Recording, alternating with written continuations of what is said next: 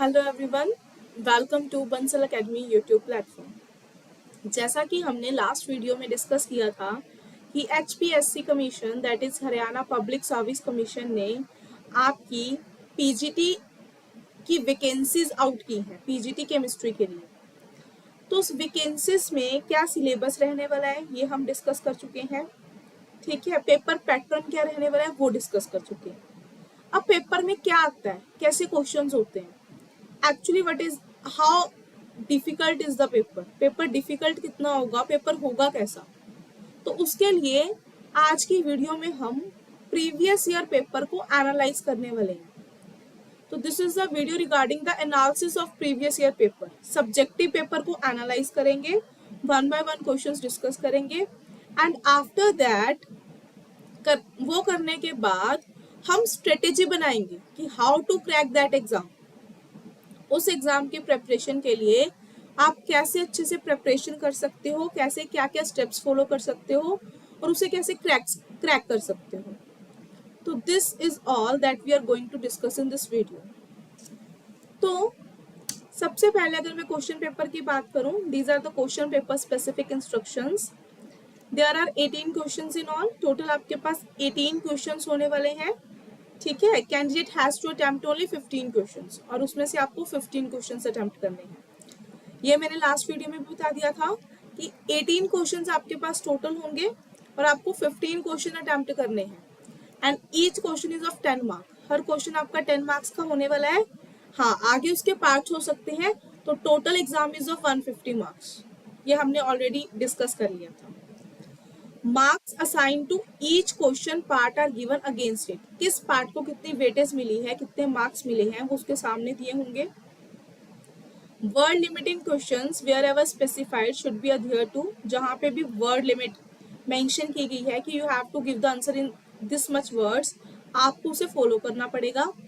Attempt of the question shall be counted sequential order. जो question के attempt है, ठीक है, सीक्वेंस वाइज होने चाहिए। ऐसा नहीं है कि पहले आप सेकंड क्वेश्चन कर दो, देन आप 9th क्वेश्चन कर रहे हो, देन 5th क्वेश्चन कर रहे हो। नो, ऐसा कुछ नहीं किया जाना चाहिए। ठीक है, जो हमेशा सीक्वेंस वाले ऑर्डर में होंगे वही ही क्वेश्चन मार्क किए जाएंगे। अगर आप कोई पोर्शन खाली छोड़ देते हो या अनइक्वली कराते हो तो उस केस में आपका पेपर बेसिकली वहां तक चेक होगा जहां तक, मान लो आपने 4 क्वेश्चंस कर दिए, उसके बाद एक पेज ब्लैंक छोड़ दिया, फिर 5th क्वेश्चन अटेम्प्ट किया, तो आपके फर्स्ट 4 क्वेश्चन ही चेक होते हैं, देन उसके बाद क्वेश्चन चेक होने बंद हो जाते हैं। ठीक है, तो इस तरीके से आपको हमेशा part wise sequential, proper sequence में, सिक्वेंशियल ऑर्डर में ही क्वेश्चन अटेम्प्ट करने हैं। अदरवाइज आपके पेपर की करेक्शन नहीं हो पाएगी ढंग से और आपके मार्क्स ऑटोमेटिकली डिक्रीज हो जाएंगे जितना मर्जी अच्छा पेपर आपने किया हो। Then no extra additional sheet will be provided. कोई भी एक्स्ट्रा शीट प्रोवाइड नहीं की जाएगी आपको, एक बुकलेट दी जाएगी बेसिकली, उसमें you have to mark the answers of all 15 questions. हाँ, अगर कोई स्टूडेंट बोलता है कि मैं 18 क्वेश्चंस वगैरह मतलब सारे अटेम्प्ट कर देते हैं ये ऐसे, तो first 15 will be marked. Checking सिर्फ फर्स्ट 15 की होगी, तो अपना उसे अकॉर्डिंग करना है। Answer must be written in the authorised medium, no marks will be given for the answer written in a medium other than the authorised one. फिर आपको पता है आपका केमिस्ट्री का एग्जाम ओनली इंग्लिश लैंग्वेज में आने वाला है। अगर वो सिर्फ इंग्लिश लैंग्वेज में आने वाला है तो आपके आंसर्स इंग्लिश में ही होने चाहिए। ठीक है, अगर आप हिंदी, पंजाबी, हरियाणवी मतलब किसी भी लैंग्वेज में अगर उसको कुछ भी अटेम्प्ट करने की कोशिश करते हो then it will not be marked. ठीक है, तो आपका प्रॉपर लैंग्वेज फॉलो होनी चाहिए, ऑथराइज तरीके से की जाए। तो these are the instructions regarding the exam.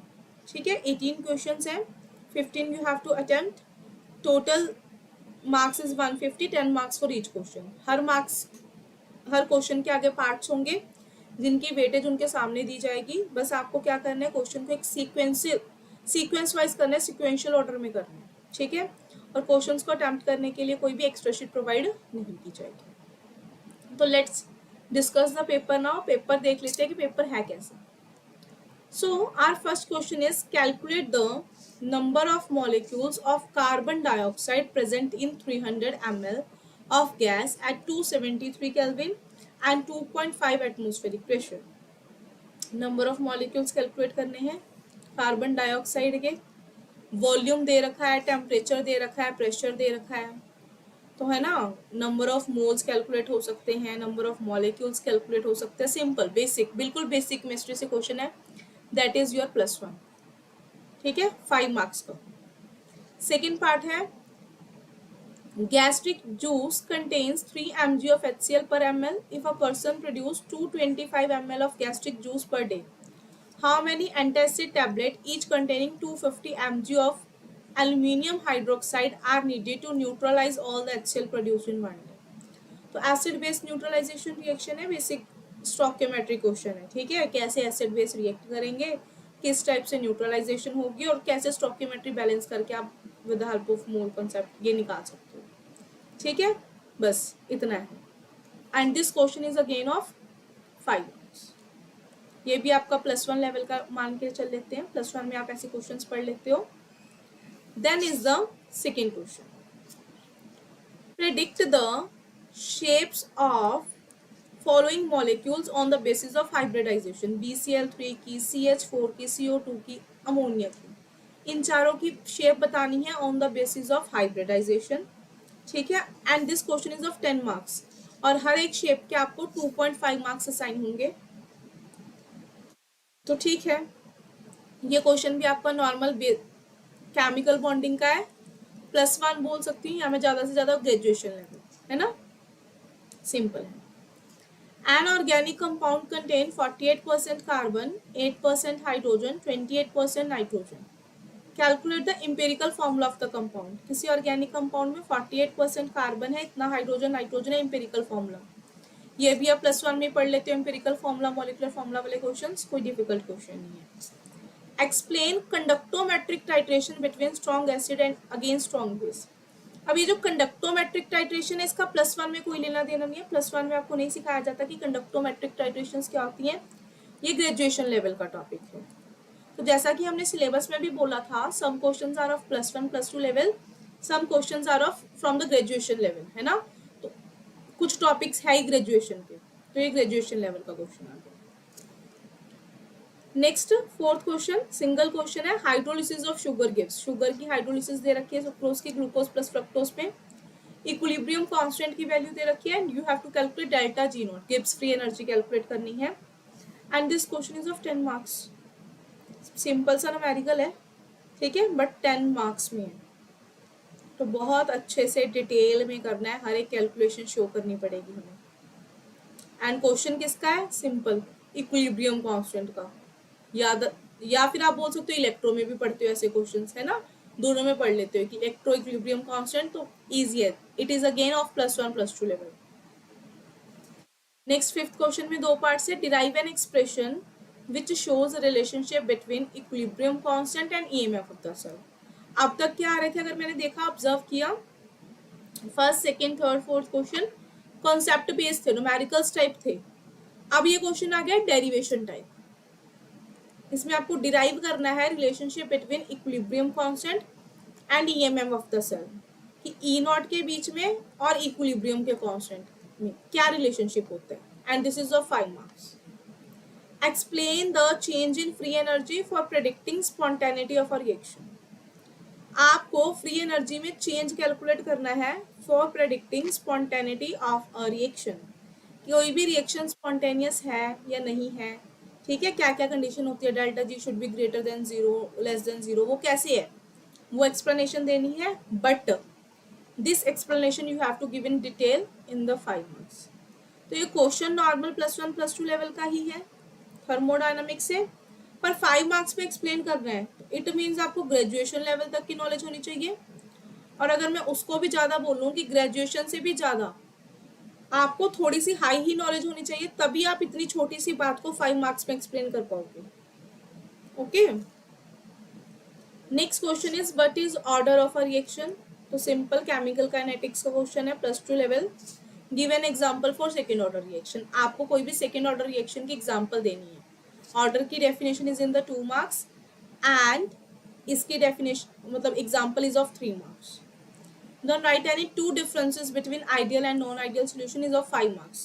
आपको 2 डिफरेंस बताने हैं आइडियल नॉन आइडियल में, पर क्योंकि क्वेश्चन 5 मार्क्स का है तो सिर्फ डिफरेंस लिख देने से नहीं चलेगा, उन दोनों को अच्छे से एक्सप्लेनेशन भी देनी पड़ेगी, अच्छे से एक्सप्लेन भी करना पड़ेगा। ठीक है, तो ये कुछ फिजिकल केमिस्ट्री के क्वेश्चन थे अगर मैं देखूं। इसके बाद दूसरे शुरू हो रहे हैं, ठीक है, इनऑर्गेनिक वाले। तो फिजिकल में हमने क्या देखा कि हमारे पास डेरिवेशन बेस्ड क्वेश्चन भी आ रहे हैं, न्यूमेरिकल्स भी आ रहे हैं, थ्योरेटिकल क्वेश्चन भी आ रहे हैं, थ्योरी भी आ रही है भाई। और जो मेन चीज देखी कि क्वेश्चन बहुत छोटे हैं, पर they are in 5 marks, some are in direct 10 marks, ऐसे ऐसे हैं। तो आंसर सबको आता होगा, उसकी कोई दिक्कत नहीं है, पर एक छोटी सी चीज आपको 5 मार्क्स में लिखनी है तो एक्सप्लेनेशन बहुत सारी देनी पड़ेगी। अब एक्सप्लेनेशन देने का भी एक तरीका होता है, ठीक है। कॉन्सेप्ट सबको आता होता है, उसमें कोई दिक्कत की बात नहीं है। कॉन्सेप्ट कितना क्लियर है, कितना अच्छे से आप एक्सप्लेन कर सकते हो, वो मैटर करेगा यहाँ पे। तो एक्सप्लेनेशन आपको भर भर के देनी पड़ेगी, then you will get 5 marks. तो वे ऑफ रिप्रेजेंटेशन आपका गुड होना चाहिए, ठीक है। नेक्स्ट कुछ क्वेश्चन फिर डिस्कस कर लेते हैं। 7th question is explain why both nitrogen and bismuth do not form pentahalides while phosphorus does. Nitrogen और बिस्मथ तो पेंटाहाइड नहीं बनाते, पर फास्फोरस बनाता है। पी ब्लॉक का क्वेश्चन आ गया फिर से, +2 level. Write any 2 anomalous behaviour of lithium, +2 level. अब 2 ही अनोमलस बिहेवियर लिखने हैं, पर वो कैसे अनोमलस है, कैसे डिफरेंट है, किस तरीके से, proper explanation will be there, then you will get 5 marks, ठीक है। Then write an equation in ionic form to represent the oxidizing action of Cr2O7 2 negative in acidic medium. आपको आयनिक फॉर्म में equation लिखनी है, dichromate ion जब acidic medium में कैसे work करेगा, और इसकी स्ट्रक्चर भी बनानी है। Also draw the structure of Cr2O7 2 negative ion, ठीक है। 5 मार्क्स की सिंपल इक्वेशन लिखने का। नॉर्मल तो वैसे आप एक लाइन में इक्वेशन लिख देते हो, अब इट इज इन 5 मार्क्स, तो आपको बहुत सारी चीजें एक्सप्लेन करनी पड़ेगी। इक्वेशन हर स्टूडेंट को आती होगी, उसकी एक्सप्लेनेशन जिसे पता होगी, उसका कॉन्सेप्ट प्रॉपरली जिसे क्लियर होगा, जो उसे अच्छे से रिप्रेजेंट कर पाएगा, that student will got 5 marks. उसके बाद स्ट्रक्चर बनानी है। फिर स्ट्रक्चर तो इतनी सी बन जाएगी डाइक्रोमेट की, कैसे बनी वो स्ट्रक्चर, उसकी प्रॉपर एक्सप्लेनेशन, वो जो करेगा उसे 5 मार्क्स मिलेंगे, वरना स्ट्रक्चर का तो एक ही नंबर मिल सकता है बनाने, ठीक है। Next question is what is lengthenoid contraction, what is its cause, what are its consequences। Normal +2 F block का क्वेश्चन है। lengthenoid contraction सबको पता है क्या होती है, 4 मार्क्स में आ रखी है। उसके कॉजेज क्या है, क्यों क्यों होती है, 3 मार्क्स में, और उसके कॉन्सिक्वेंसेज क्या होंगे, वो भी 3 मार्क्स में।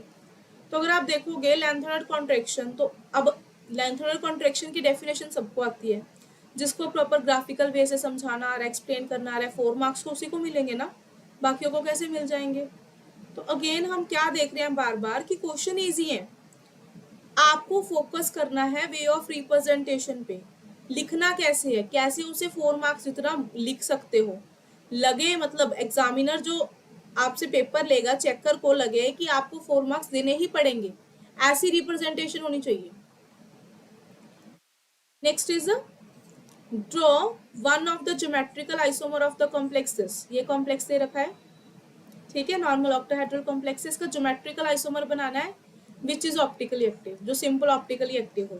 5 मार्क्स में ड्रॉ तो कराओगे स्ट्रक्चर, फिर वो ऑप्टिकली एक्टिव क्यों है, how this is geometrical isomer, उस सब की एक्सप्लेनेशन देनी पड़ेगी साथ में। Explain on the basis of valence bond theory that निकल CN4 2 negative with a square planar structure is diamagnetic, while nickel Cl4 2 negative with tetrahedral geometry is paramagnetic। फिर VVT के बेसिस पे आपको प्रॉपर डायग्राम्स प्लॉट करनी पड़ेंगी कि कैसे कैसे इसकी पहले फॉर्मेशन होती है, इसका स्क्वायर प्लेनर स्ट्रक्चर क्यों होता है, क्यों इसकी DsP2 हाइब्रिडाइजेशन होती है, क्यों इसके sp थ्रू, सारा कुछ एक्सप्लेनेशन देनी पड़ेगी कि it is a strong field ligand, weak field ligand, then जाके इसकी एक्सप्लेनेशन होगी, ठीक है। Again both the questions are of +2 level, और इसको अगर मैं बोलूँ ज़्यादा डिटेल में लिखना है तो आपको ग्रेजुएशन लेवल की नॉलेज होनी चाहिए। Explain any 4 sources of soil pollution, ये तो मतलब मैं बोलूँ बच्चों वाला क्वेश्चन है सॉइल पोल्यूशन, बट क्योंकि केमिस्ट्री के एग्जाम में आ रहा है, सॉइल पोल्यूशन तो आप लिख दोगे sources, but that must be related to chemicals, chemistry related sources लिखने पड़ेंगे, then you will get the marks. अगर आप बेसिक से ऐसी जो आपकी 5th या 6th की EVS की बुक में लिखे होते हैं वैसा कुछ लिख के आओगे उसके लिए आपको कोई भी 6 नंबर नहीं देने वाला। Then give the classification of organometallic compound based on their hapticity. फिर से ऑर्गेनोमेटालिक कंपाउंड्स का क्वेश्चन आया। अब this question is not in the +2। Organometallic compound topic ही आप जाके ग्रेजुएशन लेवल में पढ़ते हो। कितने टाइप्स के होते हैं हैप्टिसिटी के बेसिस पे, सबके एक एक एग्जांपल देनी है, वो सारा कुछ ये आप करोगे ही किसमें, ग्रेजुएशन में। तो आपको ग्रेजुएशन लेवल टच करना पड़ेगा और अच्छी वाली एग्जांपल्स करनी पड़ेंगी। नेक्स्ट, ये सारे अगर मैं बोलूँ कुछ क्वेश्चन से, using CFT crystal field theory draw energy level diagram, जिसके 2 नंबर मिलेंगे। Right electronic configuration of central metal atom ion, जिसके 3 नंबर मिलेंगे। डिटरमाइन मैग्नेटिक मोमेंट वैल्यू, जिसके 5 नंबर मिलेंगे। ये दो दो कॉम्प्लेक्स दे रखे हैं। तो CFT के बेसिस पे, CFT अगर मैं बोलूँ वैसे तो आपको +2 में ये टॉपिक आ जाता है, पर उसमें इतना डिटेल्ड में नहीं होता। डिटेल्ड में आप स्टडी करते हो ग्रेजुएशन में। ठीक है, तो ये ग्रेजुएशन बेस्ड का है, तो आपको प्रॉपर सारा कुछ ड्रॉ करना पड़ेगा, बना के दिखाना पड़ेगा, and proper calculations will be there. Then ये सारा इनऑर्गेनिक का पोर्शन था। इनऑर्गेनिक में मैंने देखा कि किस टाइप के क्वेश्चन आ रहे हैं। क्वेश्चन बहुत ईजी हैं, सारे आपको आते हैं, रीजन वगैरह। जनरली D ब्लॉक से आया, F ब्लॉक से आया, कोऑर्डिनेशन। इनऑर्गेनिक का तो सिलेबस ही कितना है, या P ब्लॉक से।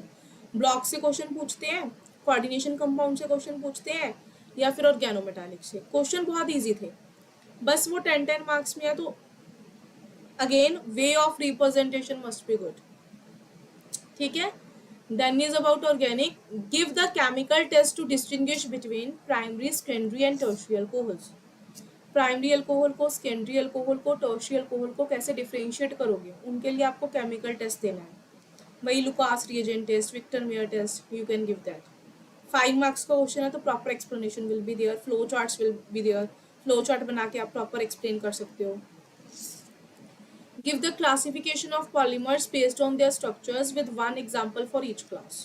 आपको पॉलीमर्स की क्लासिफिकेशन देनी है उनकी स्ट्रक्चर के बेसिस पे, ठीक है, और सबकी एक एक एग्जाम्पल देनी है। तो this is a good question. ठीक है, अच्छे से 5 मार्क जितना कंटेंट बन जाएगा। Methyl amine is more basic than ammonia, give reason in the 5 marks. Now अगर मैं बोलूँ, ये ऐसा क्वेश्चन है जो हर स्टूडेंट को आता होगा। मिथाइल अमाइन ज्यादा बेसिक होता है अमोनिया से। Every student will know its answer. क्या आंसर है?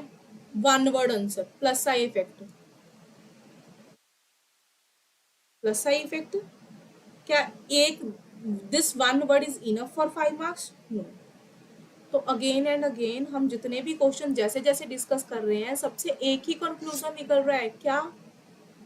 वे ऑफ रिप्रेजेंटेशन।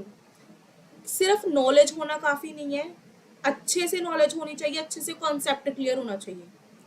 फिर कॉन्सेप्ट क्लियर होना भी काफी नहीं है, कॉन्सेप्ट क्लियर होने के बाद आपको उसे समझाना भी आना चाहिए, दूसरों को बताना भी आना चाहिए। तो बेसिकली इसमें अगर मैं बोलूँ, आपके राइटिंग स्किल्स का है ना, आपके टीचिंग स्किल्स का, अगर एज अ टीचर होते आप तो बच्चों को लिख के समझाना है तो कैसे समझाते? हर किसी की टेस्टिंग हो रही है। तो way of representation is the most important thing in this exam. Next, using chemical test explain the open chain structure of glucose. Glucose के ओपन चेन स्ट्रक्चर को एक्सप्लेन करना है अलग अलग टेस्ट के थ्रू। ये भी अच्छा क्वेश्चन है, 5 मार्क्स में बन जाता है इजीली।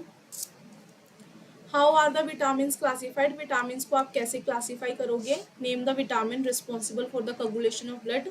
ब्लड की कोगुलेशन के लिए कौन सा विटामिन रिस्पॉन्सिबल होता है? दिस इज इन 2 मार्क्स, तो इसको भी एक्सप्लेन करना पड़ेगा। और विटामिन की क्लासिफिकेशन 4 मार्क्स में, तो इसकी भी अच्छी खासी एक्सप्लेनेशन जाएगी। देन अगेन फिर से एक केमिकल टेस्ट आ रहा है। Give the chemical test using Hinsberg reagent to distinguish between primary, secondary and tertiary amine. Alcohol वाले क्वेश्चन में उसने पूछा था कि बता दो अल्कोहल को डिफरेंशिएट करने के लिए कौन सा टेस्ट चलेगा। इसमें उसने पर्टिकुलर बता दिया कि हिंसबर्ग रिएजेंट टेस्ट को यूज करके इनकी डिफरेंशिएशन बताओ। 4 मार्क्स का क्वेश्चन है। तो अगेन जैसे मैंने उसमें बोला था, you can make flow chart, है ना, आप सिस्टमेटिक वे से माइंड मैप वगैरह बना के इसकी रिप्रेजेंटेशन कर सकते हो।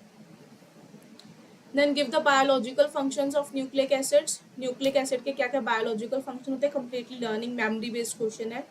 ठीक है, बायोलॉजिकल पोर्शन चला गया बायोलॉजी का, तो मेमोरी बेस्ड क्वेश्चन है। आपको कम्प्लीटली लर्न करना पड़ेगा और 5 मार्क्स के लिए लिख के भी आना पड़ेगा। Right Gabriel phthalimide synthesis reaction and Hofmann bromamide degradation reaction. अब वो पूछ रहे हैं दोनों रिएक्शंस के बारे में and question is of 5 marks. तो सिंपल रिएक्शन लिख के नहीं चलेगा, you have to give the first naming reaction है, जनरल रिएक्शन तो देनी पड़ेगी, then you have to give the examples, number of examples आपको देनी पड़ेंगी and you have to give the mechanism also. अगर अच्छा बनाना चाहते हो तो और 5 मार्क्स में क्वेश्चन तो आप मैकेनिज्म भी दे सकते हो, ऐसा कॉन्टेक्स्ट रहेगा। Right the distinguishing chemical test for aldehyde and ketone. Again a question from test. Aldehyde ketone को डिफरेंशिएट करने के लिए कौन से टेस्ट है, टोलेंस रिएजेंट, फैलिंग सॉल्यूशन, कौन सा टेस्ट कैसा है, ठीक है, तो that you can discuss. Give Williamson ether synthesis reaction, Williamson की सिंथेसिस रिएक्शन देनी है, ईथर कैसे बनाओगे। अब 5 मार्क्स में है, फिर से मैं बोलूंगी जनरल रिएक्शन देनी पड़ेगी, एग्जाम्पल्स देनी पड़ेंगी, मैकेनिज्म देना पड़ेगा, फिर इसका ऑर्डर कि प्राइमरी सेकेंडरी टर्शरी में कैसा रहता है, कौन सा मैकेनिज्म फॉलो होगा, न्यूक्लियोफाइल कैसा होना चाहिए, अटैकिंग रिएजेंट कैसा होना चाहिए, जिसपे आप अटैक करवाने वाले हो वो कैसा होना चाहिए, all the things you have to mention if you want to get 5 marks. फिर इसकी जो प्रॉपर वैल्यूज होती है, if you want to prepare such type of compound तो क्या करोगे, ऐसी वाली अच्छी वाली एग्जांपल्स एक्सप्लेनेशन देनी पड़ेगी, then you will get 5 marks. Then write the mechanism of SN1 reaction with taking suitable example। अब प्रॉपर मैकेनिज्म का भी क्वेश्चन आ गया कि बताओ SN1 रिएक्शन के लिए मैकेनिज्म बताओ एग्जांपल्स लेके, this is again of 5 marks. And state Huckel's rule for aromaticity, Huckel's rule बताना है तो हक्कल रूल को स्टेट भी करना पड़ेगा, पर 5 मार्क्स में सिर्फ स्टेटमेंट से तो काम चलेगा नहीं, एग्जाम्पल्स लेनी पड़ेगी, उसे एक्सप्लेन करना पड़ेगा, ठीक है, एरोमेटिक कौन सा, एंटी एरोमेटिक कौन सा, नॉन एरोमेटिक कौन सा, सब कुछ बताना पड़ेगा। तो ऑर्गेनिक में भी मैंने क्या देखा, मेरे पास मेजर क्वेश्चन है टेस्टिंग वाले कि डिफरेंशिएट करो कौन प्राइमरी, कौन सेकेंडरी, कौन टर्शरी, कौन एल्डिहाइड, कौन कीटोन, ठीक है, तो प्रैक्टिकल बेस्ड क्वेश्चन बोल सकती हूँ। फिर मेरे पास इक्वेशंस के क्वेश्चन भी आए, इसकी जनरल ये नेमिंग रिएक्शन लिखो, ये नेमिंग रिएक्शन लिखो, ऐसे लिखो। फिर मेरे पास मैकेनिज्म से क्वेश्चन भी आया कि इसका मैकेनिज्म ड्रॉ करो, रिएक्शन मैकेनिज्म क्या रहेगा। फिर मेरे पास रूल्स से भी क्वेश्चन आए, जैसे हक्कल रूल से क्वेश्चन आ गया है ना, एंड मेरे पास गिव रीजन वाले भी क्वेश्चन है कि बताओ अगर ये ऐसा स्ट्रॉन्ग है, ये वीक है तो ऐसा क्यों। तो हर टाइप के क्वेश्चन वो कवर कर रहा है। तो बार बार पेपर एनालाइज करने के बाद मुझे बस एक ही चीज नजर आ रही है कि स्ट्रेटेजी क्या होनी चाहिए। तो स्ट्रेटेजी ये है कि सबसे पहले तो आप कॉन्सेप्ट को सीखोगे, ठीक है, this is the first step in your strategy to crack this exam, कि सबसे पहले कॉन्सेप्ट लर्न करोगे। कॉन्सेप्ट एक बार अच्छे से सीखने के बाद उसे अप्लाई करना सीखोगे कि अप्लाई कैसे करना है। फिर जब अप्लाई करना भी आ गया, कॉन्सेप्ट आपने बिल्कुल बेसिक से स्टार्ट किया, उसके अच्छे लेवल तक का कॉन्सेप्ट सीख लिया, उसे अप्लाई करना भी आ गया, फिर उसे दूसरों को एक्सप्लेन करना भी आना चाहिए, लिखना भी आना चाहिए। Your writing skills matter the most. Second thing, your way of representation matters the most. अब जैसे बोर्ड एग्जाम्स की बात होती है, आप एक बोर्ड एग्जाम की तरह प्रिपरेशन करनी है बेसिकली इसकी, है ना। बोर्ड एग्जाम में क्लास में हमारे बहुत सारे बच्चे होते हैं जिनको आता होता है सारा कुछ, पर टॉप तो कोई एक या दो स्टूडेंट ही करते हैं। क्यों? इट डजंट मीन कि दूसरे को ये चीज नहीं आती थी, पहले को ज्यादा आती थी। अगर एग्जाम में पर्टिकुलर पोस्ट निकली है, जितने लेटर से 10 पोस्ट है किसी एग्जाम की, तो 1000 10,000 number of students will give that exam. Crack तो 10 का ही होगा, वो किन 10 का होगा। ये नहीं है कि किसी को नॉलेज नहीं है, नॉलेज बहुत को होगी। इस वाले पेपर में मैटर करेगा वे ऑफ रिप्रेजेंटेशन। 5 नंबर का एक क्वेश्चन है, विलियमसन सिंथेसिस रिएक्शन है। अब जिसने +1 +2 कर रखी है उसको भी आता है, पर एक +1 +2 की नॉलेज से लिख रहा है, एक बैचलर्स की नॉलेज से लिख रहा है, एक मैकेनिज्म भी इंट्रोड्यूस कर रहा है, एक सारा कुछ कर रहा है, और उसका वे of representation is very very good, ठीक है। तो मार्क्स उसे मिलेंगे जो कंटेंट भी प्रोवाइड कर रहा है, प्लस उसे अच्छे वे में रिप्रेजेंट भी कर रहे हैं।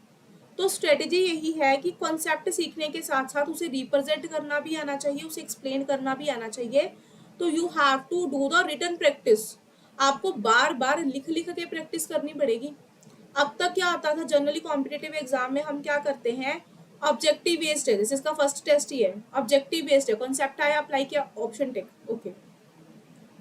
ठीक है, कॉन्सेप्ट पे फोकस करते हैं, पर इसमें अब आपको एक्सप्लेनेशन पे, कंटेंट पे, रिप्रेजेंटेशन पे, हर चीज पे फोकस करनी पड़ेगी। तो again and again writing practice चाहिए, वे ऑफ रिप्रेजेंटेशन अच्छा होना चाहिए। ठीक है, तो this is the strategy for cracking this exam, कि आप सबसे पहले +1 +2 लेवल पढ़ो, ग्रेजुएशन लेवल पढ़ो, अच्छी नॉलेज गेन करो, कॉन्सेप्ट सीखो, कॉन्सेप्ट को अप्लाई करना सीखो, फिर उसे एक्सप्लेन करना सीखो, रिप्रेजेंट करना सीखो। ठीक है, this is the most important thing. Secondly, हमने देखा क्वेश्चन बहुत ईजी थे, most of the question are from the +2 level, bachelors level, maximum to maximum, है ना। मास्टर्स के लेवल से कुछ ज्यादा नहीं आया, पर बहुत छोटे छोटे क्वेश्चन 5-5 मार्क्स, 6-6, 10-10 मार्क्स में आ रहे हैं डायरेक्ट।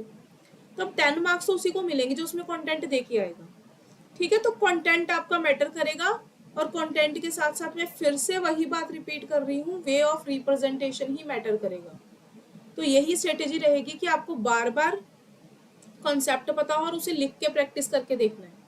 ठीक है, और इसकी प्रैक्टिस के लिए, अच्छे से रिवीजन के लिए, कॉन्सेप्ट पढ़ने के लिए, you can join our classes Bansal academy.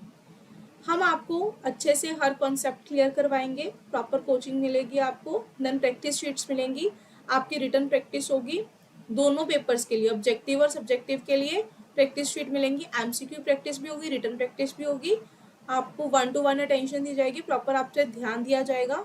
ठीक है, तो you can join our classes. Thank you for watching this video, have a nice day.